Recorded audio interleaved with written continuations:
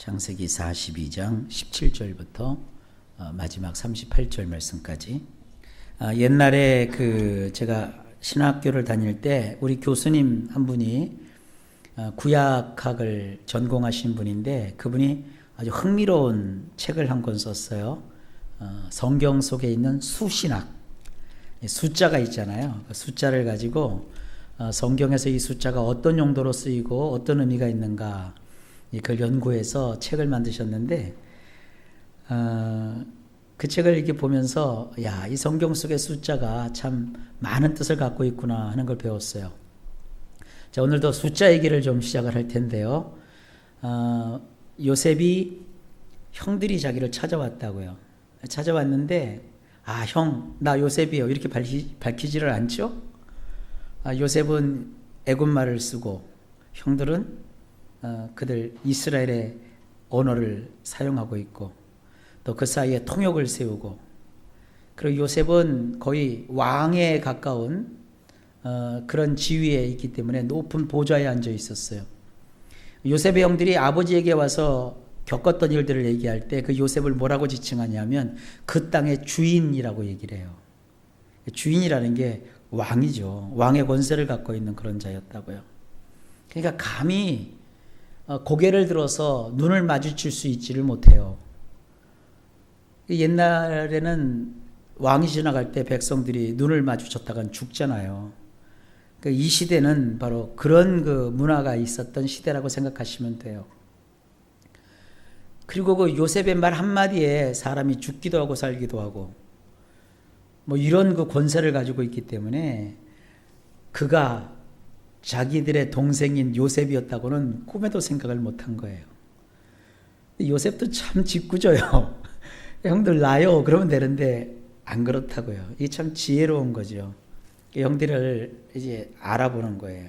한 13년 만에 만난 형들, 제대로 이 형들이 13년간의 세월을 어떻게 지냈는가, 자기를 그렇게 냉월차게 대하고 박대하고 죽이려고 했고 노예로 팔아먹었던 그 형들이 지나온 날들 어떻게 살았는가, 그것도 궁금도 하고 그런 여러 가지 이제 복합적인 것이 있겠죠. 이 형들이 이제 떠보기 시작을 합니다. 형들이야 목적이 단순하죠. 곡식을 구하러 왔잖아요. 곡식을 구하러 왔으면 돈 받고 그냥 곡식만 내주면 되는데 정탐꾼이라는 거예요. 첩자라는 거예요. 간첩이라는 거예요. 그거 아니라고 이제 변명을 해야 되잖아요.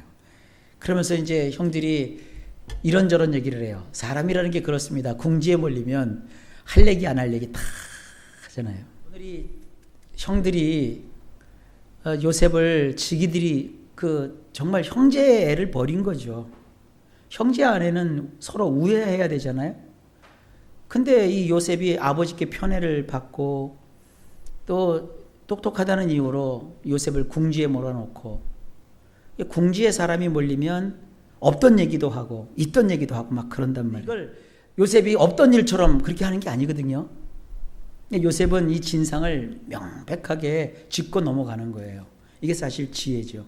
그러니까 형들이 이제 있던 얘기 없던 얘기를 하는데 이제 솔직한 얘기를 하는 거예요. 요셉에게 우리 동생이 하나 있었다. 근데 자기네들이 팔아먹었다는 얘기를 안 하고 있었는데 없어졌다. 그러니까 요셉이 이거 봐라. 괘씸하잖아요. 그러니까 너희들 첩자다. 그래갖고는 하나가 있었는데 없었다. 그래, 니네들 말 보니까 이 말이 왔다 갔다 바뀐다.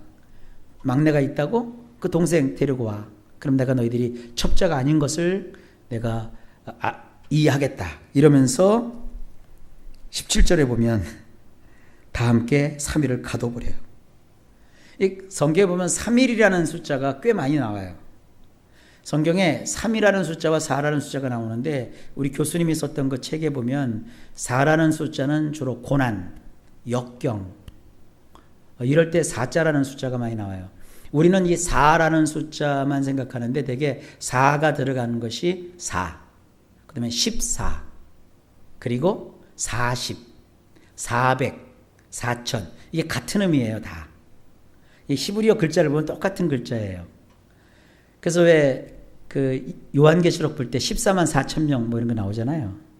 다 그런 게 엮여 있어요. 근데 그런 거 사람들이 생각 안 하고 저 이상한 이단들은 뭐 14만 4천 명이 어떻고 저떻고 얘기하는데 그게 참 우스운 거예요. 근데 이게 3이라는 숫자는요, 사실 3은 완전 숫자예요. 성경에 완전 숫자라고 불리는 숫자가 몇 개 있어요. 3이라는 숫자도 완전 숫자고요. 7이라는 숫자도 완전 숫자고요.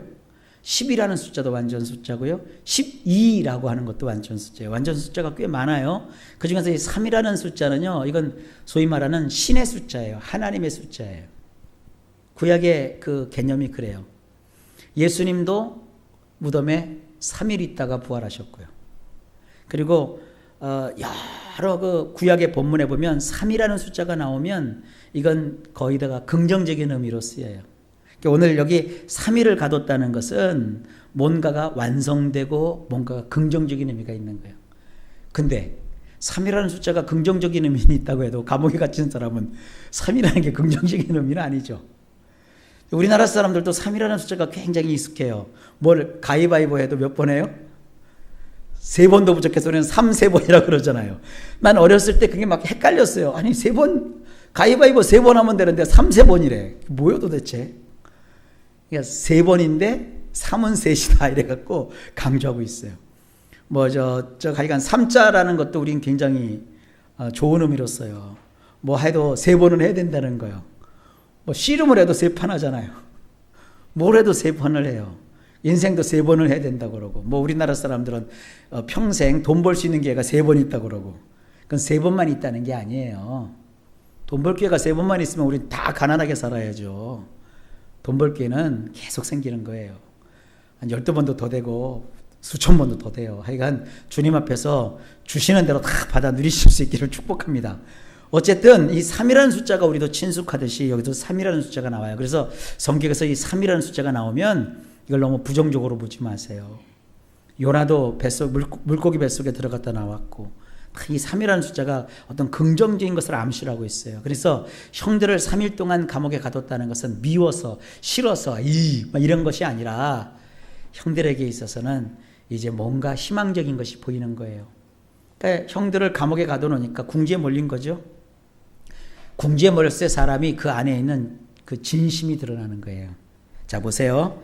3일 만에 요셉이 그들을 다시 불러서 말합니다. 나는 하나님을 경외한다. 그래서 하나님이라고 하는 것은요, 뭐 이스라엘에 말하는 여호와 하나님을 뜻하는 건 아닙니다. 보통 이 하나님을 여기서는 엘로힘이라고 표현하고 있는데, 이건 그냥 일상적인 의미에서의 신이라는 뜻이에요.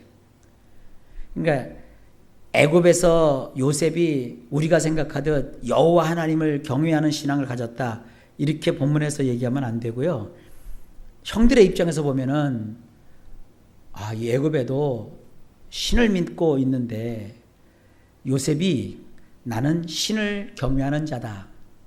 이게 무슨 뜻이냐면 나는 사람 사이에 있어서 신의를 중요시 여기는 자다, 이런 뜻이에요. 그러니까 여기서 뭐 요셉을 굉장히 뭐 신앙이 이랬다 이렇게 보시면 안 되고요. 그건 성경을 아주 물로 치면 얕게 보는 거예요. 그러니까 내가 하나님을 경외하는 자다 이라는 것은 나는 신의를 중시하는 자다. 거짓말을 하면 너희들 가차없다, 이런 거예요. 굉장히 위험 섞인 이야기예요. 그래서 형들에게 말합니다. 너희는 이같이 하여 생명을 보존하라. 얼마나 엄하게 말해요. 되게 우리는 그 화난 거고 엄한 거고 좀 다르죠. 애들은 그걸 구별 못해요. 애기들은 엄마가 화난 건지 엄마가 엄한 건지 그 구별을 못해요. 애들 키울 때는 화로 키우면 안 되고요, 엄하게 키워야 되는 건 맞아요. 근데 우리가 그걸 또 못해요. 내가 화난 건지 애한테 엄하게 하는 건지 그것도 몰라요. 그럼 막 화를 내고 그러는 게 아니라 안 된 건 아닌 건 아니라고 얘기해 줘야 돼요. 아이한테 이건 아니야, 이거는 절대 아니야, 그건 네가 때를 써도 안 돼, 이거는 틀린 거기 때문에 내가 너에게 허락할 수 없어. 이건 엄한 거예요. 근데 너 이번이 몇 번째야, 엄마가 하라고 그랬어 안 하라고 그랬어, 막 때리려고 그러면 그거는 화난 거예요. 그러니까 엄한 거고 화난 건 여러분 잘 구분하셔야 되는데, 지금 이 요셉은 화난 게 아니에요. 엄한 거예요. 나는 하나님을 신뢰하는, 그래서 신을 경외하는 자, 곧 신뢰를, 신의를 아주 중시하는 자다. 그래서 너희와 지금부터 내가 하는 얘기를 내가 철저하게 약속을 지킬 거다.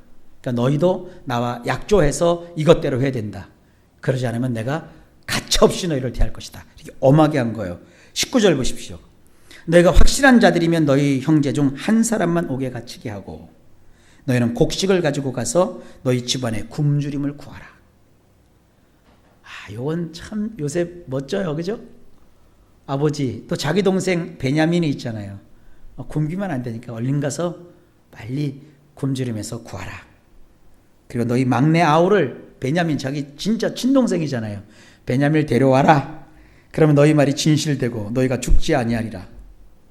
이게 왜 이렇게 심각한 얘기인지는 이제 뒤에 나와요. 21절. 자, 이제 형들의 모습이 드러납니다. 그들이 서로 말합니다. 우리가 아우의 일로 말미암아 범죄했다. 이걸 이제 신약적인 의미로 하면은 자백하는 거예요. 자백. 자기들끼리 서로 죄를 자백하는 거예요. 그가 우리에게 애걸할 때, 막상 성경 본문에는 요셉이 애걸했다는 말은 안 나와요. 살려달라고 했다는 말 나오는데 여기는 형들이 그 애걸하는 장면을 기억하는 거예요. 애걸이 뭐예요? 형, 나 죽이지 말고 살려줘. 이게 애걸이에요? 애걸해 보셨잖아요. 형, 살려줘. 왜 그래? 막 겁나고 두렵고 얼마나 무서워요.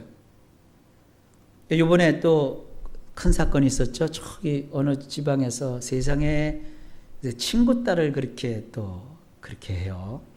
궁금하면 뉴스 보세요. 그가 다 이렇게 사람을 죽이고. 근데 그 당한 사람이 얼마나 애걸했을까요? 얼마나 공포스러웠을까요? 그게 참 끔찍한 일이에요. 그죠? 저는 여러분들에게 축복합니다. 누구에게 애걸하는 일도 없기를 바라고, 누가 여러분 앞에 와서 이렇게 애걸하게 되는 그런 폭력적인 일도 없기를 주의 이름으로 축복합니다. 요즘 참 세상이 악해요.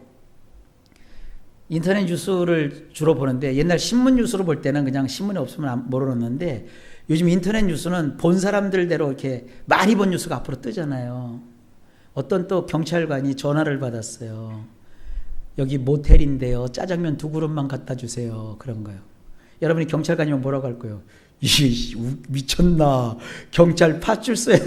경찰서에다가 전화해갖고 짜장면을 시켜. 그랬을 텐데 참 우리나라 경찰들 지혜가 있어요. 이상하다. 왜 경찰서에다가 신고하는 데다가 짜장면을 시킬까? 여러분 감이 와요? 뭔가 지금 위급한 상황이 있는 거예요. 그러니까 경찰이 그 말을 듣자마자 조용하게 지금 맞고 있어요? 매 맞는 거예요. 젊은 여자가 짜장면 시키는 거 보니까 남자한테 맞고 있냐고 물어보니까 여자가 예 그랬대요. 그러니까 경찰관이 짜장면 시키는 것처럼 얘기하라고. 여기 짜장면 2개인데 어디에요? 그러니까 여기 모텔 몇 호인데요. 빨리 갖다 주세요. 배고파요. 이제 얘기한 거예요. 그러니까 경찰에서 경찰차를 보내갖고 그놈을 잡았어. 그러니까 남자놈이 여자를 모텔로 끌고 가갖고 때린 거예요. 그 데이트 폭력이라고 하잖아요. 근데 그 밑에 이제 더 충격적인 게 통계를 보니까 우리나라에서 하루에 보통 23명의 여자가 남자친구라는 놈한테 매맞는데요. 이것이 신고되고 잡힌 것만 그런데 그런 게 없는 데이트 폭력은 얼마나 많으냐고요. 데이트할 때 폭력을 행사하는 사람 같으면 아예 보지도 마세요. 그 결혼하면요, 그건 틀림없이 폭군이 돼요. 절대 여러분 이 시대는 맞고 살면 안 돼요. 아셨죠? 지금도 혹시 여기 맞고 사시는 분들 계시면 빨리 그 접근 금지 신청을 하든지 뭐 하든지 하면 돼요. 절대 하지 말아요. 뭐 사랑 때문에 뭐 젊은 애들 그렇잖아요. 내가 사랑하니까 때렸다고. 사랑하면 왜 때려요? 여러분 절대 그 꽃으로도 사람 때리는 거 아닌 거 아시죠? 절대 이 폭력은 안 돼요. 그거는 무시무시 무서운 거예요. 요즘 사람들이 그래요. 그러니까 때리는 사람은 막 열불나서 지성질에 먹혀서 때리지만 맞는 사람은 얼마나 공포스럽겠냐고요. 그때 나오는 게 이게 애걸이라는 단어예요. 그럴 때 이 형들이 뭐라고 그래요? 우리에게 애걸할 때 그 마음에 괴로움을 보고도 듣지 아니하였으므로 이 괴로움이 우리에게 임했도다. 꼴랑 3일 감옥에 있으면서도 그게 괴로운가 봐요. 그러니까 남의 괴로움은 작고 자기 괴로움은 큰 법인가 봐요.